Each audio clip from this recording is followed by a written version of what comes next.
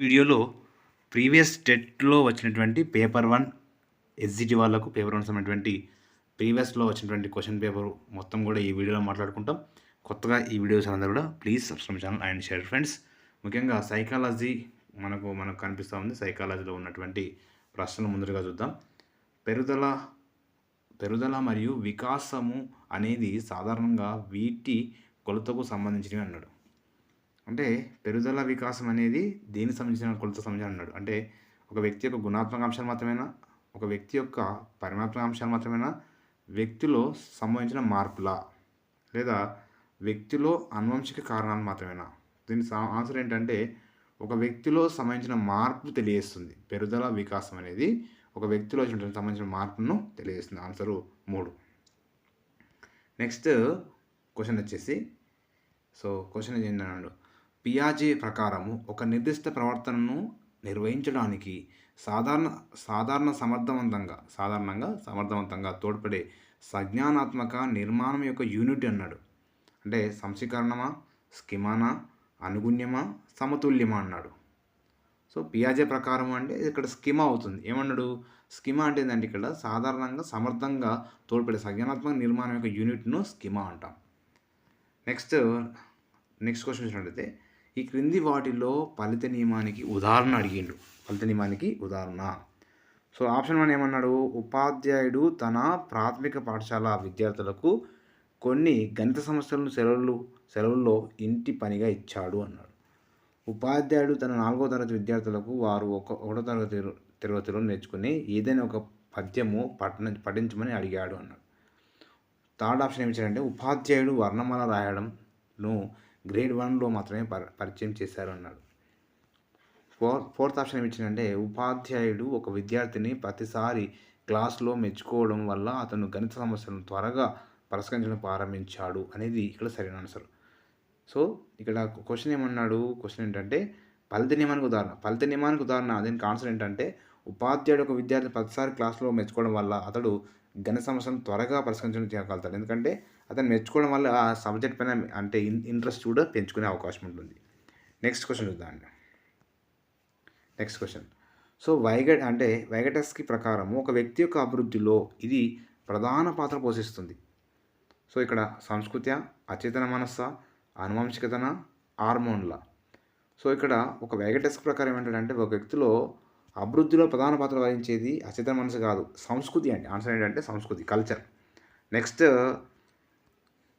వ్యక్తులు ఈ దశ నుండి తమ భావోద్వేగాలను వ్యక్తీకరించడానికి భాషని ఉపయోగించడం ప్రారంభిస్తారు. ఎక్కడ వాళ్ళ యొక్క భాషను ప్రారంభించ మొదలుపెడతారంటే పూర్వబాలమా, శైశవమా, కౌమారదశన లేదా యుక్త వయసు అంటాడు. ఇక్కడ వ్యక్తులు ఈ దశ నుండి ఎక్కడి నుంచి అంటే పూర్వ బాల్యం నుంచి మొదలు పెడతారు. నెక్స్ట్ వచ్చేసి నెక్స్ట్ క్వశ్చన్, ఎరిక్సన్ యొక్క మనోసాంఘిక సిద్ధాంతం ప్రకారము పాఠశాల మరియు ఉపాధ్యాయుని ఏ దశలో విద్యార్థులు తమ పనిలో విజయం మరియు వైఫల్యంతో సంబంధం లేకుండా తమ పట్ల అనుకూల వైఖరిని కలిగి ఉండేలా జాగ్రత్త వహించాలి. చొరవ, అపరాధమా? ఇది ఎరిక్సన్ ప్రకారం ఉన్నటువంటి ఆ దశల నుంచి మనం క్వశ్చన్ అడిగిండు. ఏమన్నాడు క్వశ్చన్? ఏ దశలో విద్యార్థులు తమ పనిలో విజయం మరియు వైఫల్యం ఉన్నదంటే శ్రమశీలత, న్యూనత ఉంటుంది. ఆన్సర్ ఇక్కడ చొరవ, అపరాధం కాదు. ఆన్సర్ ఏంటి? శ్రమశీలత, న్యూనత అవుతుంది. తాదాత్మ్యము పాత్ర సంభవం కాదు. కాబట్టి స్వయం ప్రతిపత్తి మరియు సిగ్గు మరియు సంచయనం కూడా కాదు. కాబట్టి శ్రమశీలత, న్యూనత. నెక్స్ట్ క్వశ్చన్ వచ్చేసి కోల్బర్గ్ ప్రకారము కింది వాటిలో ఒక నైతిక వికాసంలోని ఉత్తర సంప్రదాయ స్థాయికి చేరుకున్న వ్యక్తి యొక్క లక్షణం. కోల్బర్గ్ ప్రకారము నైతిక వికాసంలో ఉత్తర సంప్రదాయ స్థాయి అంటే 3వ దశకు. ఏమనుకుంటాడు? ఆ స్థాయిలో ఎలా ఉంటాడంటే మనస్సాక్షి ప్రకారమే వ్యవహరించడము, అంటే అంతరాత్మ. ఇక్కడ ప్రశ్నించడానికి కాదు, అంటే ఇక్కడ 3 ఆప్షన్లు కావు. 4ది ఏంటన్నాడు? వారి మనస్సాక్షి ప్రకారం వ్యవహరించడం. చాలా సింపుల్, డైరెక్ట్ క్వశ్చన్ ఇది. కోల్బర్గ్ ఉత్తర సంప్రదాయ స్థాయిలో ఎలా ఉంటాడు? మనస్సాక్షి, ఆత్మ సంప్రదాయం ప్రకారం నడుస్తాడు. రైట్, కాబట్టి ఆన్సర్ అవుతుంది. నెక్స్ట్ మెజ్ ఆటను పరిష్కరించడం దీని యొక్క ఉదాహరణ అన్నాడు. అంటే ఇది సమైక్య ఆలోచన. ఆటను పరిష్కరించడం అనేది సమైక్యంగా ఆలోచించడం. నెక్స్ట్ ప్రభావవంతమైనటువంటి నాయకుడు ఈ పరంగా సమూహ సభ్యులపై తమ ఆధిక్యతను చూపించాలి. సమూహము గౌరవించే గుణాలు, ఆర్థిక స్థితి మరియు విద్యార్థులు నియమాలను సాధించడం. ఇక్కడ ప్రభావవంతమైన నాయకుడు ఈ పరంగా సమూహ సభ్యులపై తమ ఆధిపత్యాన్ని చూపించాలంటే సమూహము గౌరవించేటువంటి గుణాలపైన. ఓకేనా? డైరెక్ట్ క్వశ్చన్ టు ఆన్సర్ నేర్చే ప్రయత్నం చేద్దాం, ఎందుకంటే ఎక్కువ టైం వేస్ట్ కాకుండా ఉంటుంది. ఒక పరిశోధకుడు విద్యార్థుల నుండి తమ ఉపాధ్యాయులు బోధన అభ్యసన ప్రక్రియలో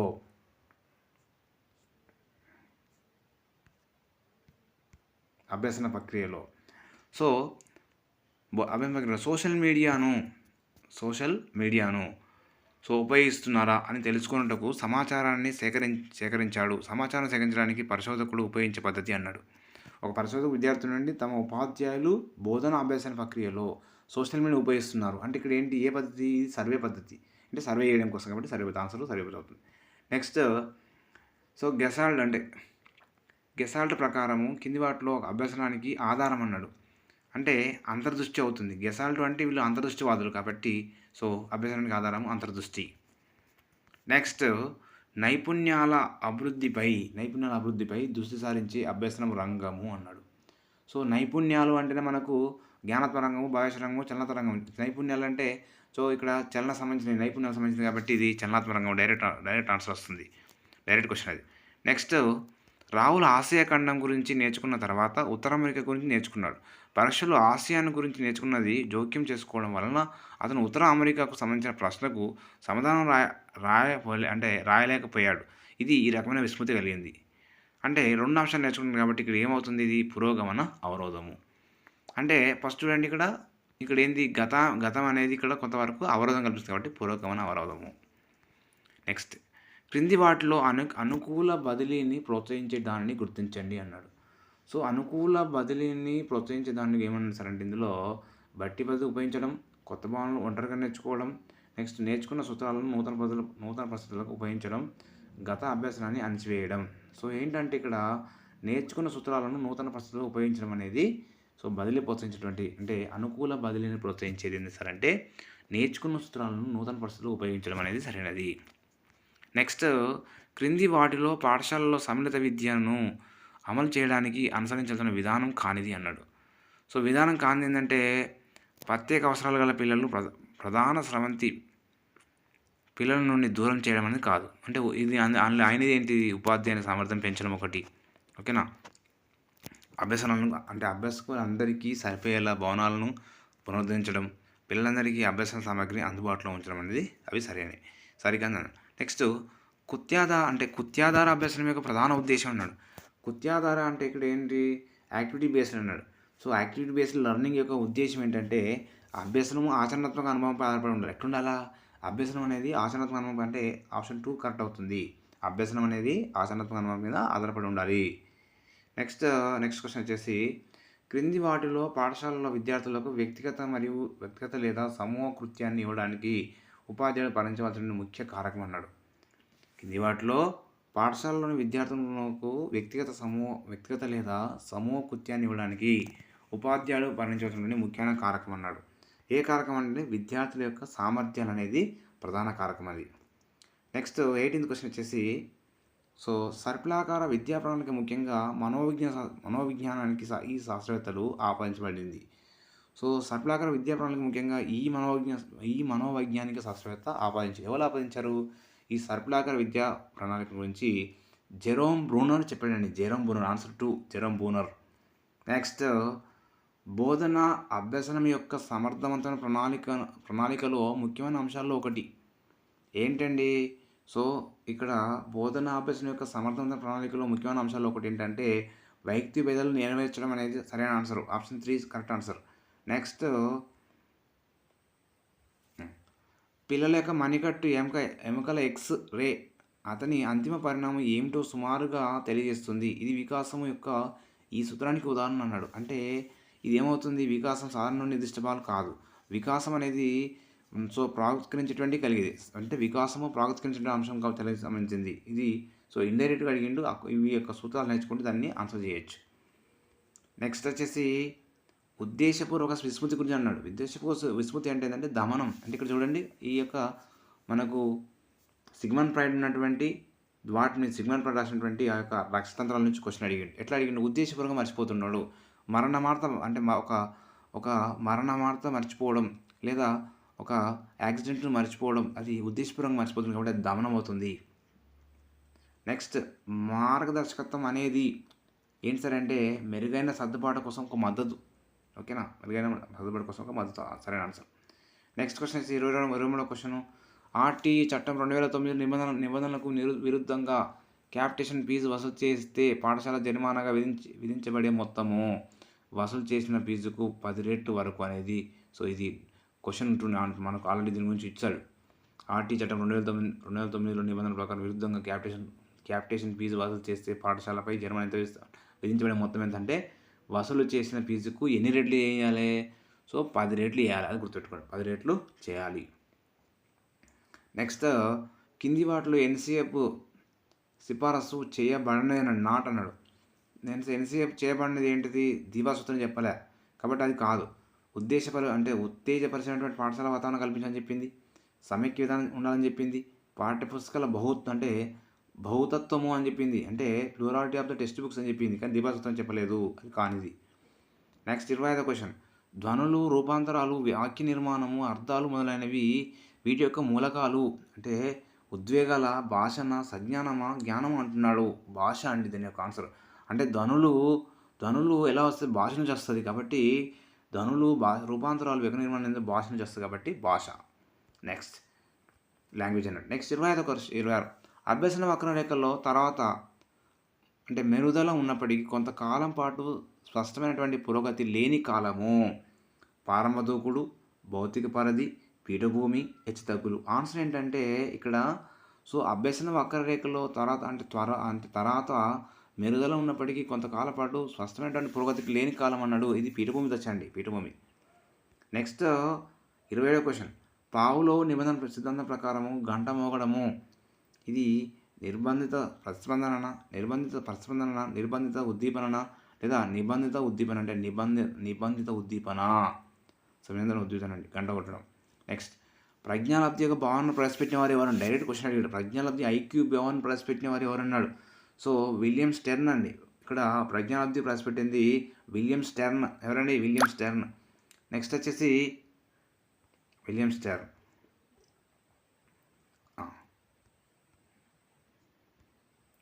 అంగుళీ నైపుణ్య పరీక్ష దీని మాపన చేస్తుంది. వైఖరుల, అభిప్రాయాల, మూర్తిమతం అన్నాడు. కాబట్టి ఏంటంటే అంగుళీ నైపుణ్యం అనేది సహజ సామర్థ్యం అంటే అప్టిట్యూడ్ తెలియజేస్తుంది, సహజ సామర్థ్యాల గురించి సో తెలియజేస్తుంది. Next question. సో హైపోథాలమస్ కింద ఉన్నటువంటి గ్రంథి అన్నాడు. హైపోథాలమస్ కింద దేని మీద ఉంటుంది అంటే ఇక్కడ హైపోథాలమస్ కింద ఉన్నటువంటి గ్రంథి ఏంటంటే పీయూష్ గంధి. ఆన్సర్ 2 అండి, Piyush Gandhi. Next language, Telugu language ఉంటుంది. నెక్స్ట్, ఈ పద్యాన్ని చదివి 31 నుంచి 35 వరకు ఉన్న ప్రశ్నలను సరైన సమాధానం గుర్తించమంటాడు. చెప్పక చేసిన మేలును ఒకప్పుడు దాని హర్షింపగ గొప్పలు చెప్పిన నదియున్ దప్పియదును చిత్తమందు దలుపు కుమారి అనేటువంటిది కుమారి శతకం నుంచి వచ్చింది. ఈ పద్యంలో మకుటం ఏమిటి అన్నాడు. అంటే ఇక్కడ కుమారి శతకం కాబట్టి కుమారి అనేది మకుటం అండి, మకుటం. నెక్స్ట్, ఈ పద్యాన్ని రాసింది ఎవరన్నాడు? సో పక్కి వెంకట నరసింహ కవి, అంటే పక్కి వెంకట నరసింహ కవి రాశాడండి. అది ఈ పద్యం రాసింది పక్కి వెంకట నరసింహ కవి. నెక్స్ట్, ఇది ఏ రకమైన ఛందస్సుకు చెందిన పద్యము అంటే మనం ఛందస్సు ప్రకారం దానిలో చేయాల్సి ఉంటుంది. కందెం అండి, కందెం. నెక్స్ట్ వచ్చేసి చిత్తమందు ఏమి ఉండాలని పద్యంలో చెప్పిందంటే గొప్పలు చెప్పుకోవడం తప్పని చిత్తమందు అనేది ఏమి ఉండాలని చెప్పింది. రైట్. నెక్స్ట్, ఈ పద్యానికి సంబంధించినటువంటి కింది వాటిలో సరైనది. ఇతరులు చేసిన మేలును ఎప్పుడూ బయటకు చెప్పకు. ఇతరులు చెప్పిన మేలు అనేది ఎవరికి చెప్పాలని చెప్పేసి అక్కడ దానిలో ఉన్నటువంటి సారాంశం. నెక్స్ట్ వచ్చేసి మనకి ఇక్కడ 36 నుంచి మనకు పారాగ్రాఫ్ క్వశ్చన్ ఉంటుందండి. పారాగ్రాఫ్ క్వశ్చన్లు ఇక్కడ పారాగ్రాఫ్ ఇస్తాడు, దాన్ని చదవాలి. నేను చదివిన తర్వాత ఇక్కడ క్వశ్చన్లు ఇస్తాడు. సో ఈ క్వశ్చన్ దానిలో చదివిన తర్వాత మొత్తము చేసేటువంటి ప్రయత్నం చేయండి, ఓకేనా. సో దీనిలో చతురవచకుడు ఎవరు అంటే వాల్మీకి, ఓకేనా. వేటగాడు బాణంతో దాన్ని ఒకసారి 2 సార్లు చదివే ప్రయత్నం చేయండి, మ్యాక్సిమం ఆన్సర్ చేయగలుగుతారు. వేటగాడు బాణంతో దేన్ని కొట్టెను? సో అక్కడ మహాపక్షిని కొడతాడు కాబట్టి లేశనం అనగా కొంచెం అండి. నెక్స్ట్, శ్రీరామకావ్యము రాయమని ఎవరిని ప్రేరేపించారు అంటే బ్రహ్మ వాల్మీకిని ప్రోత్సహిస్తాడు కాబట్టి బ్రహ్మ వాల్మీకిని. ఈ పేరులో ఉన్నటువంటి నది పేరు ఏమిటంటే తమాసా అనేటువంటి పేరండి ఇక్కడ. ఓకేనా. నెక్స్ట్ కొత్త లోకం ఎవరు రచించారు? జాషువా. కొత్త లోకం ఎవరు రచించారండి? జాషువా. నెక్స్ట్ వానమామలై వరదచారులు రాసినటువంటి రైతు బిడ్డ అనేది ఏది? హరికథన, బుర్రకథన, ఖండకావ్యమా, ప్రబంధం అంటాడు? రైతు బిడ్డ అనేది బుర్రకథ సంపుటి. రైతు బిడ్డ బుర్రకథ.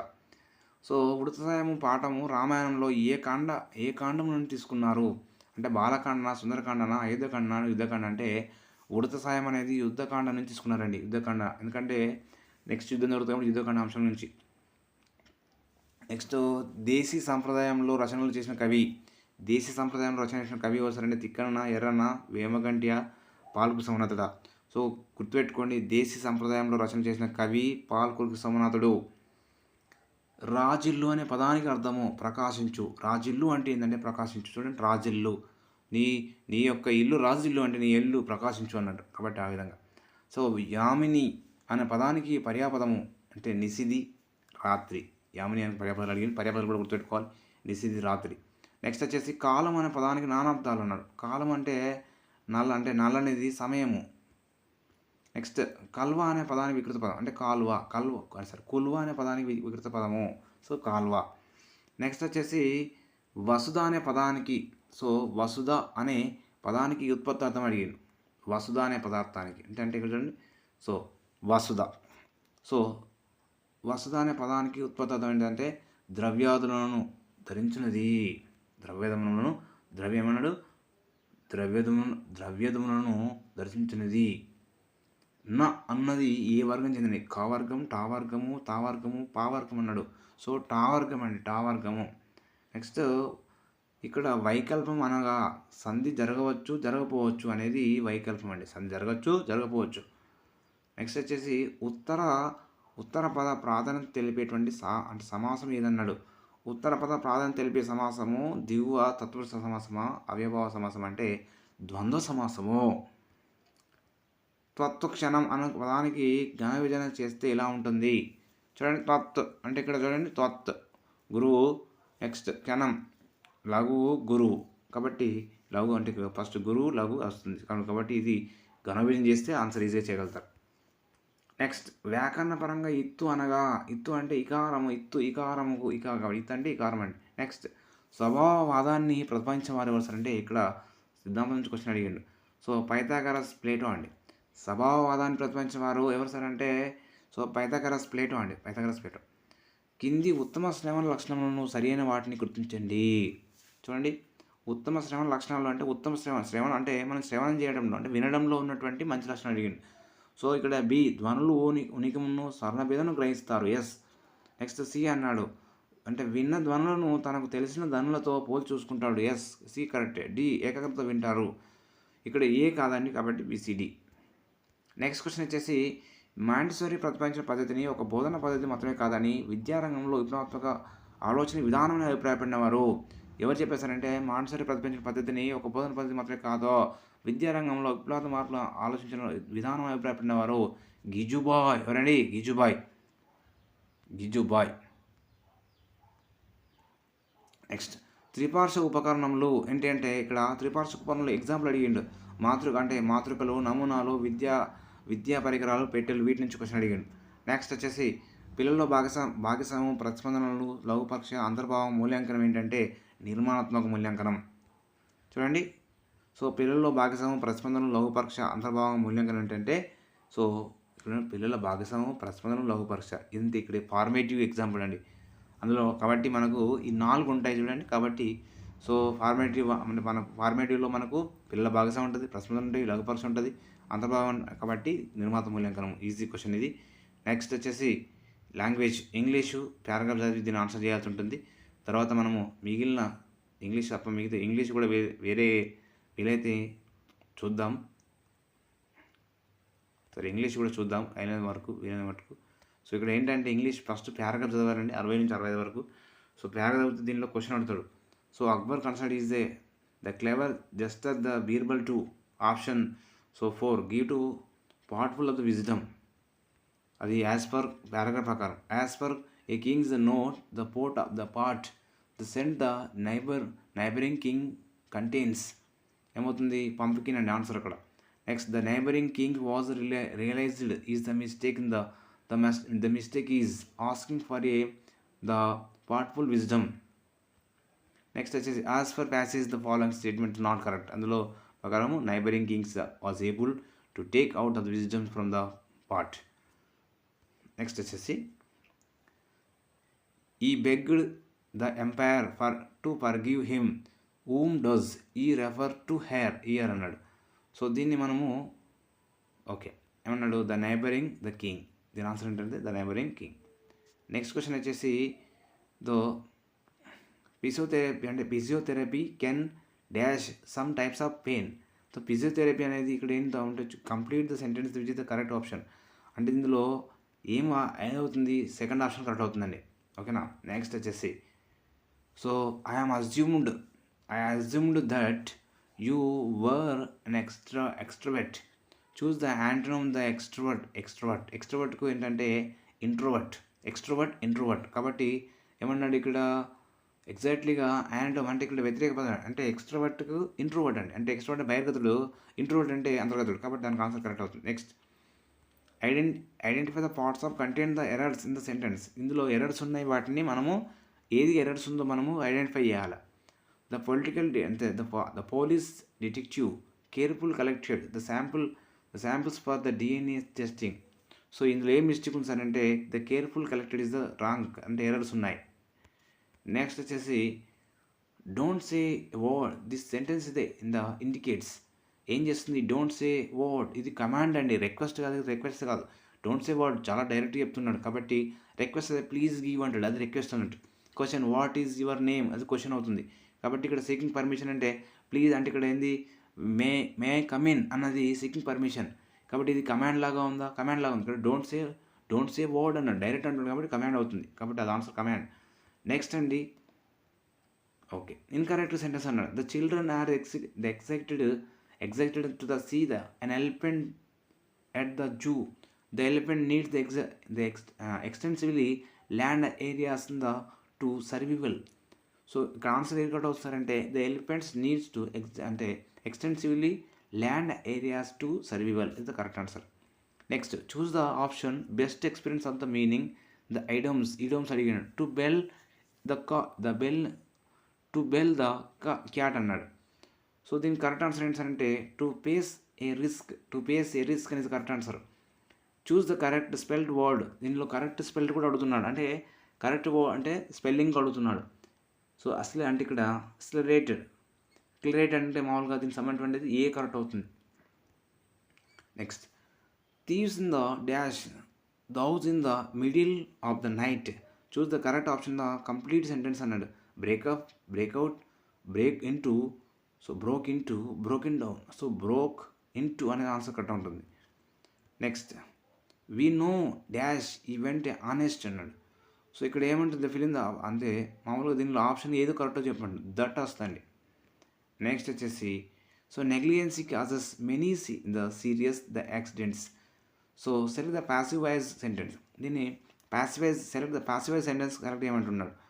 సో యాక్టివైజ్ నుంచి ప్యాసివైజ్ చేయమంటున్నాడు. అంటే many serious the accident are caused by negligence. So correct చూసుకోవాలి, బై ఎక్కడ ఉంటుంది, ఎక్కడ యాడ్ చేసి ఉంటుంది చూడండి. ఇక్కడ అది ఏ సెంటెన్స్లో చూసుకోవాలి. మెనీ సీరియస్ యాక్సిడెంట్స్ చూడండి, many serious accidents are caused by negligence is the correct answer. Next so which is the following an interrogative sentence సంబంధించి చూపించమంటున్నాడు. ఇంటర్గేటివ్ ఏంటంటే సో క్వశ్చన్ ఉంటుంది కాబట్టి do you like reading books or watching movies. So question mark interrogate అంటే question ఉంటుంది, ఈజీగా identify చేయొచ్చు. So third option is the correct answer. Many dash had been prepared for the festival. So fill in the blank the correct option ఏంటి, sweet dishes answer వస్తుంది ఇక్కడ sweet. దానికి సంబంధించిన అంటే ఇక్కడ పార్ట్స్ ఆఫ్ టెన్సెన్స్ నుంచి మనం కరెక్ట్ ఆన్సర్ చేయాలి, sweet dishes. Next your my friend very best friend. So ఇక్కడ ఆన్సర్ ఏంటి అవుతుంది, ఇది కరెక్ట్ సెంటెన్స్ చేయమంటున్నాడు. You are my friend very best friend is the correct ఉంటుంది. Next give the gift to come first fill in the blank in the correct option. అందులో ఖాళీగా ఉన్న దానిలో మనం కరెక్ట్గా ఫిల్అప్ చేయాల్సి వస్తుంది. Give the gift to dash whatever, what మేవరా, వాట్ హూ ఎవరా, కాబట్టి హూ ఎవర్ వస్తుందండి. హూ ఎవర్ కమ్స్ ఫస్ట్, ఎవరు ఫస్ట్ అయితే వాళ్ళకి ఇస్తాను హూ ఎవర్, కాబట్టి ఆన్సర్ అవుతుంది. Next handwriting that cannot be read. So కాబట్టి ఇక్కడ చూడండి ఎలిజిబుల్ అంటే ఈఎల్, ఇక్కడ మనకు సెకండ్ ఆప్షన్ కరెక్ట్ అవుతుందండి. ఓకేనా. ఇన్ఎడిబుల్, ఇన్ఎలిజిబుల్, ఇల్ఎలిజిబుల్ అంటే ఇన్ఎలిజిబుల్, కాబట్టి ఇది సెకండ్ ఆప్షన్ కరెక్ట్ అవుతుంది. Next he said I'm writing stories, select sentence indirect speech, దీన్ని డైరెక్ట్ సెంటెన్స్ అంటే డైరెక్ట్ స్పీచ్ నుంచి ఇండైరెక్ట్ సెంటెన్స్ స్పీచ్ రాయాలి. He said I'm writing stories, కాబట్టి ఏం రాస్తాము, ఈ సేడ్ దట్ రావాలి. ఈ said that he was writing a stories.